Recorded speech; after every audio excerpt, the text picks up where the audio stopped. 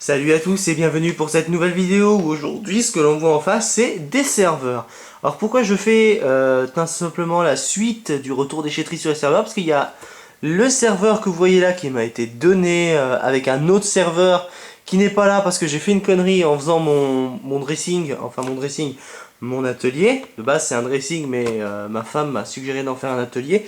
Et les deux là on devait les voir dans le retour déchetterie numéro 20. Mais vu comme ça s'est pas fait par manque de place, j'ai dit je vais les réunir ensemble. Enfin ensemble, normalement il aurait dû avoir le petit IBM juste à côté.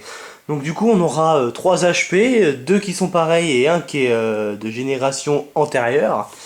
Même si j'ai plutôt l'impression que c'est une V2 de la G4, parce qu'on va en venir petit à petit avec les, selon les tours. Tout simplement que c'est la suite du retour déchetterie 19 où j'avais mis un 1 sur 2 parce que je l'avais divisé en deux parties où on voyait que les pièces qu'on m'avait passées, enfin qu'on m'avait donné plus les deux serveurs qu'on m'avait donné, que j'ai récupéré. Donc celui-là me servira pour du coup un ami qui a besoin d'un NAS.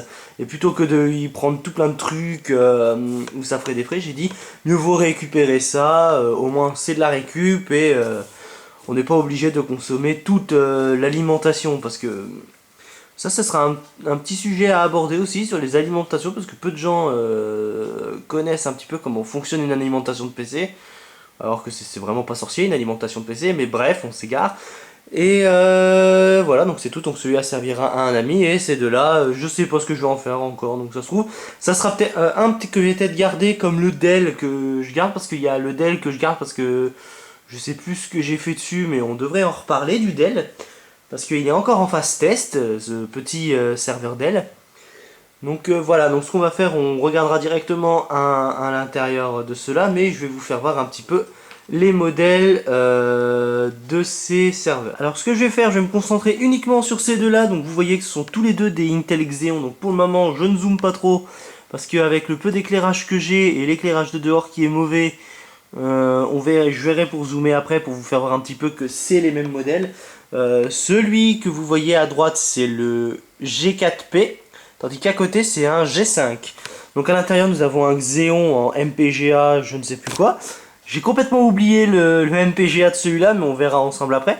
Et celui-là c'est un LGA directement, un LGA 771, où on a un Xeon E51 je crois.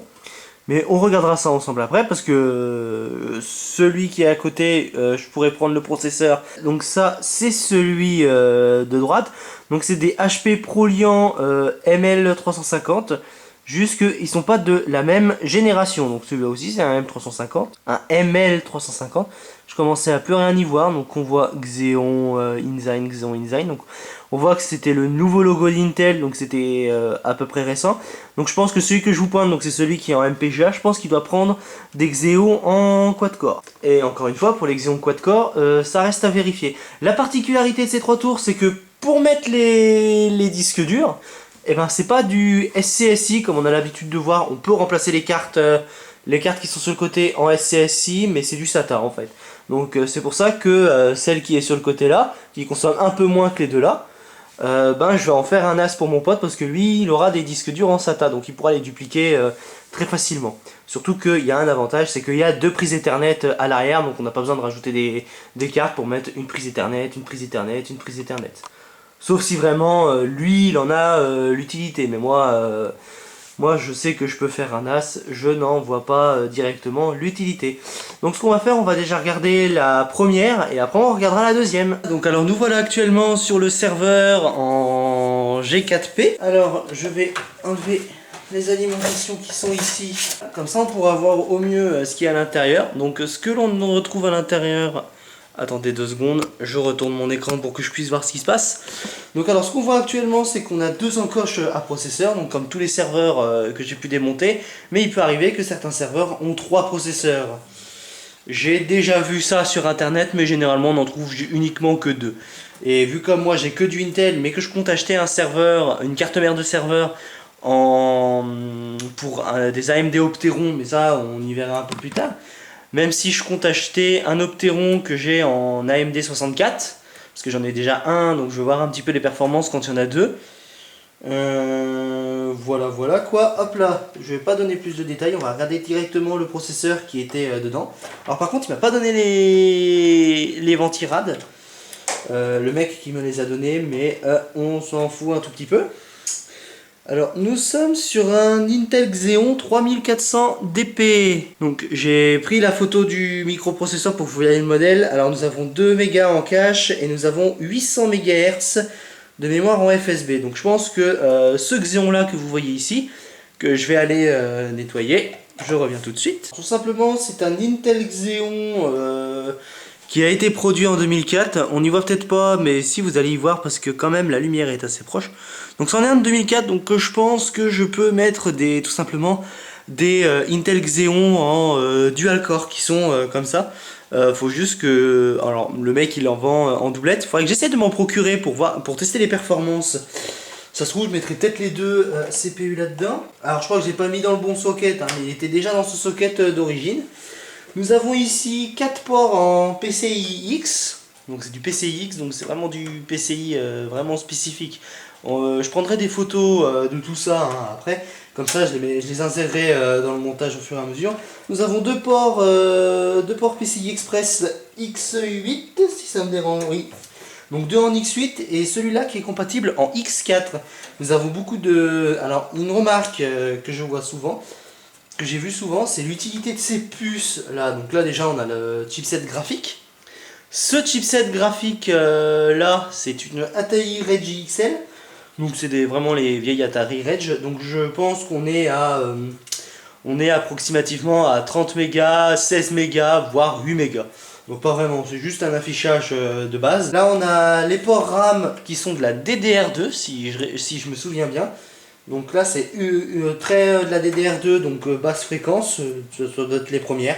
Je ne sais vraiment pas, donc alors là je vous dis tout de suite, hein, c'est vraiment un retour déchetterie où j'ai pas vraiment vérifié si tout allait nickel.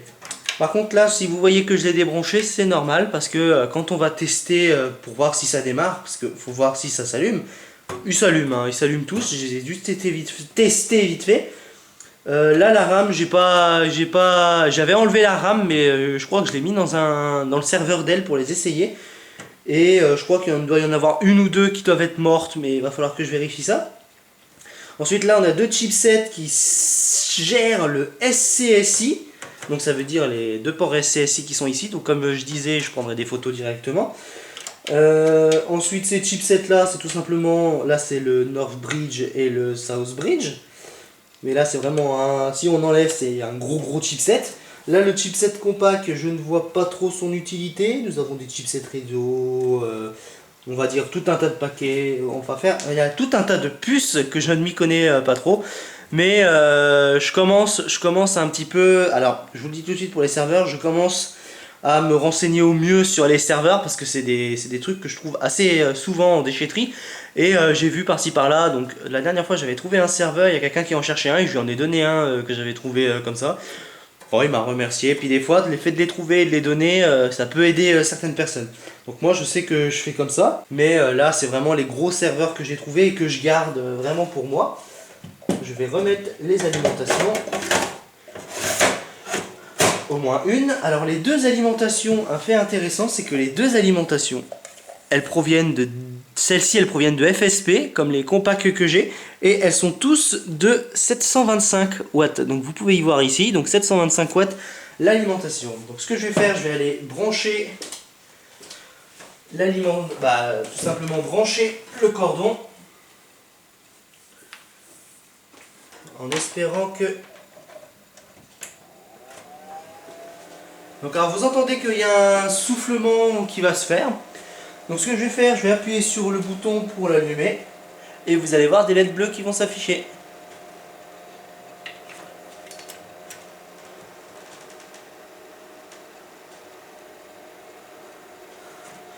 Alors je sais pas si vous y avez vu par là, mais vous avez vu que les LED se sont affichés. Et en fait ces LED, elles testent tout simplement si... testent si tout simplement si les LED d'erreur qui dit que ça marche ou pas fonctionnent très bien, hein. Mais c'est aussi un moyen de diagnostic. Maintenant, un fait intéressant aussi, c'est que quand on ne branche pas la RAM, voici ce qui se passe sur le ventilo. Et là, quand je vais parler, vous pouvez constater qu'on entend plus le ventilo que ma voix, mais c'est parce que c'est tout simple. Et donc, quand je le branche, vous avez vu que j'ai essayé de parler pour vous expliquer, vous m'avez très peu entendu. Donc, dans ces cas-là, dès qu'il est branché, qu'on n'a pas de RAM, ça commence à faire ça. Ça commence à faire ça. Et ça continue constamment. Donc, c'est pour dire un petit peu que c'est assez chiant quand on tombe sur des ventilos qui sont assez bruyants.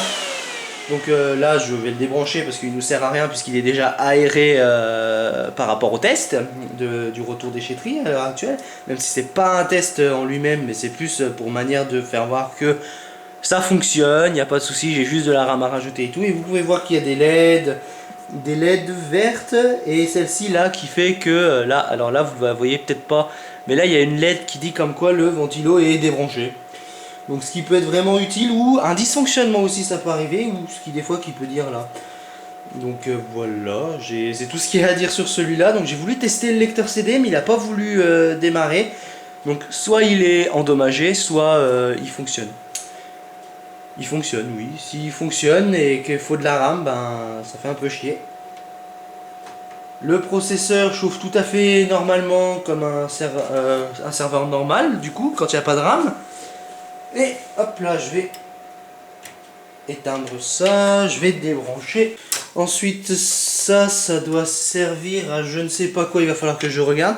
Et le mec m'a donné le cordon directement pour brancher sur une carte SATA que j'ai, bien évidemment. Brancher des ports, 4 ports SATA. Et vu comme j'ai 6 disques durs à mettre dedans de 0 à 5, parce qu'il y a 0, 1, 2, 3, 4, 5, et ben tout simplement, il me faudra juste un petit câble comme ça où je mettrai uniquement que 2 SATA. Voilà là-dessus. Donc ensuite c'est tout ce qu'il y avait à dire sur cette tour là, donc que j'ai récupéré chez quelqu'un. Maintenant on va passer à l'autre qui est comme celle que je vous ai fait voir sans le capot. Mais celle qui est sans le capot, je la garde en tant qu'expérimentation, et l'autre on va la démonter pour voir un petit peu ce qu'il y a dedans. Donc nous voilà actuellement avec un autre Proliant. Donc ce que je ferai des photos hors caméra pour tout ça. Hop, voilà. On va ouvrir tout simplement hop, le truc. Voilà. Je vais débrancher les deux ventilos. Parce que c'est des ventilos auxquels j'en ai un peu rien à foutre. Hop là, maintenant je vais mettre ça ici. Je vais tout simplement regarde quoi lui. Hop là. Enlever le ventirad. Et voilà. On va parler du processeur en lui-même. Donc voici à l'heure actuelle la carte mère de ce Proliant ML350 G5. Nous avons cette fois 3 ports PCI X et 3 ports PCI Express X8. Sauf que là, cette fois, nous avons une carte graphique ATI ES1000 avec uniquement 32 Mb, voire 64 Mb de mémoire vive. Pour le Xeon, c'est un 54050. Voilà à l'heure actuelle le processeur en lui-même. Donc c'est un en LGA 771. Et j'en ai un autre comme ça que je mettrai aussi dans cette tour là, mais il me faudra que je commande un ventirad qui va tout simplement avec. Donc vous pouvez voir que c'est super poussiéreux, mais ça se fera quand je ferai le 21e épisode du retour déchetterie, parce que on a des objets à voir tout simplement. Donc voilà pour ce processeur là. Hop, on va le remettre.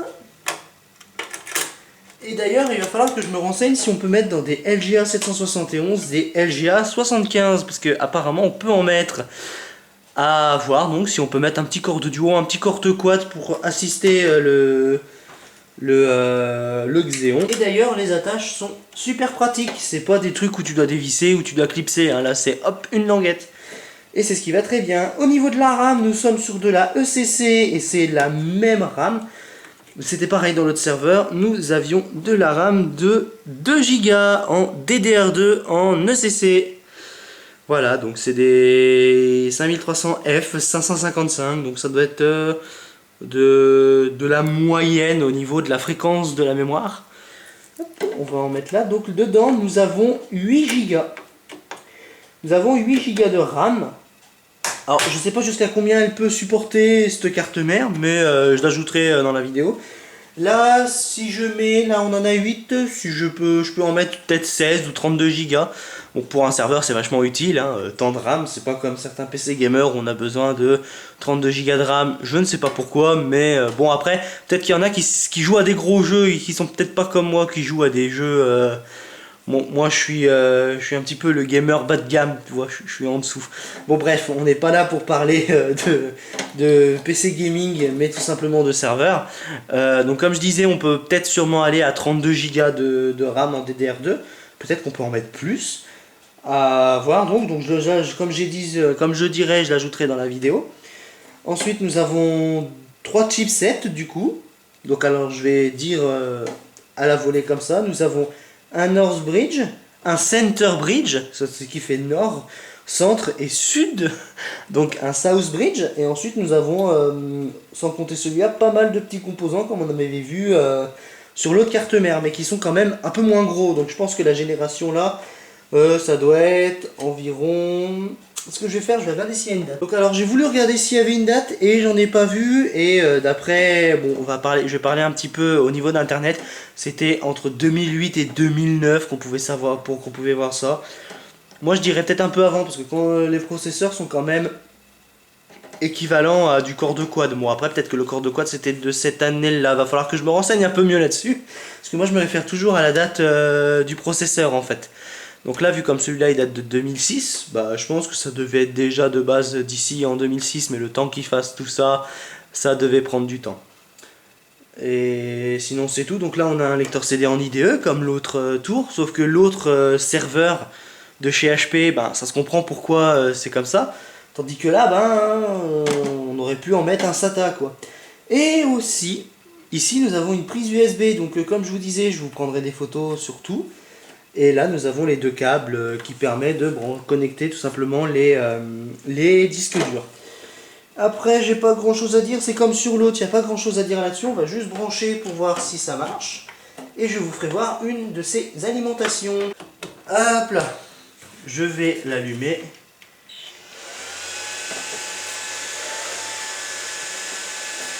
Donc vous voyez que ça fait quand même un minimum de bruit, mais c'est ce ventilo-là qui fait du bruit. Et si je raccorde un comme ça fait quoi? Alors on va voir si ça fait autant de bruit que l'autre. Hein. Ah non, ça va, c'est assez silencieux. Bon là je pense que c'était juste pendant le temps de démarrage. Donc là j'ai une LED qui clignote, donc il doit dire qu'il n'y a pas y avoir de système d'exploitation ou qu'il y a un problème quelque part. Mais on regardera ça dans une autre vidéo où on regardera les serveurs. Si ça bip, c'est qu'il a fait passer les trucs. Je vais mettre le deuxième ventilo quand même, on ne sait jamais. Donc voilà, donc tout fonctionne dedans, donc il n'y a pas vraiment de soucis. Donc ceux-là, ils viennent de la déchetterie.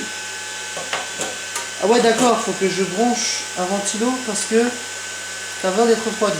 Ok. Attends.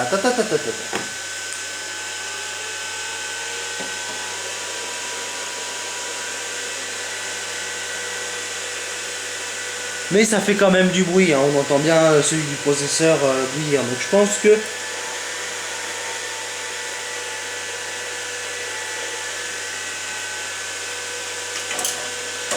je vais tous les brancher.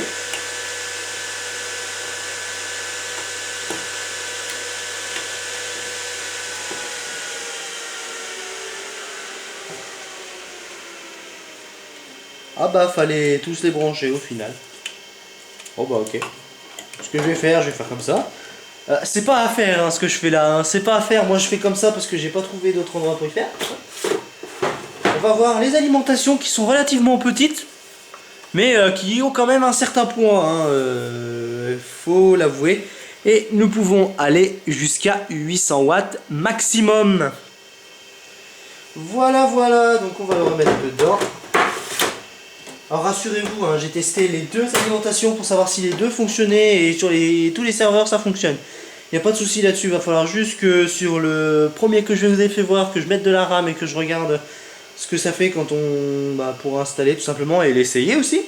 Et celui-là, voir pour rajouter un deuxième processeur que j'ai et trouver tout simplement le ventirad qui va avec. Donc alors le retour des déchetteries va s'achever tout simplement ici. Donc j'espère que cette vidéo vous aura quand même plu et on se retrouve très bientôt pour le 20e épisode du retour déchetterie.